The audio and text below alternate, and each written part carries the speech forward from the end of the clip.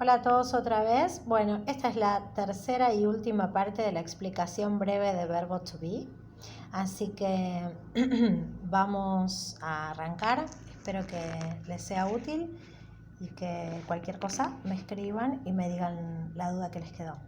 Como habíamos visto, nosotros hablamos en la primera entrega del verbo to be en afirmativo. Habíamos dicho que tenía 3 formas, is, are o am, y que esas formas yo decidía cuándo las usaba de acuerdo al pronombre o al sujeto de la oración.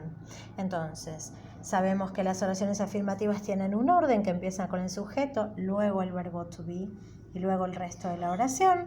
Y habíamos puesto algunos ejemplos. Hasta ahí estábamos perfecto. Luego hicimos la segunda parte, que es el negativo, la forma negativa del verbo to be, en la que am cambia obviamente por am not, is cambia por is not y are cambia por are not. Más sus formas contraídas, que eso ya lo habíamos visto, que es, digamos, mucho más lindo usar la forma contraída. Y veíamos que la fórmula es exactamente igual, nada más que en vez de estar el verbo to be en afirmativo, obviamente está en negativo porque es una oración negativa. Entonces viene primero el sujeto, subject, luego el verbo to be, isn't o aren't o am not, y luego el resto de la oración. Perfecto, habíamos visto los ejemplos y no había ningún problema. Ahora vamos a la tercera y última parte, que es la oración interrogativa. Entonces, en la oración interrogativa cambia fundamentalmente algo. ¿Qué es? Que vamos a tener un orden distinto, ¿sí? Las afirmativas y las negativas empiezan siempre con el sujeto, en cambio las interrogativas van a empezar con el verbo to be. Me va a cambiar el orden, el sujeto va a pasar a segunda instancia. Entonces, primero que nada va a empezar el verbo to be, is, are, am, como siempre, luego el sujeto, que estoy usando en la oración, luego el resto de la oración y al final el signo de pregunta, que en inglés, se los pongo acá, se llama interrogation mark y que va solamente al final. Después, personalmente, les voy a explicar por qué es solamente al final. Tiene que ver precisamente con el orden de la oración. Entonces, nosotros tenemos varios ejemplos. Yo les puse, am I Andrea? O am I at the restaurant?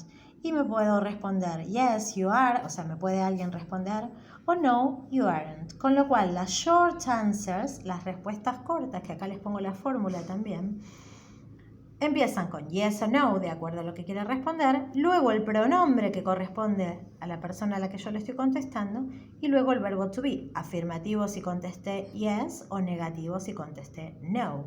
Entonces, vamos a otra. Are they students o are they at home? Yes, they are o no, they aren't. ¿Sí?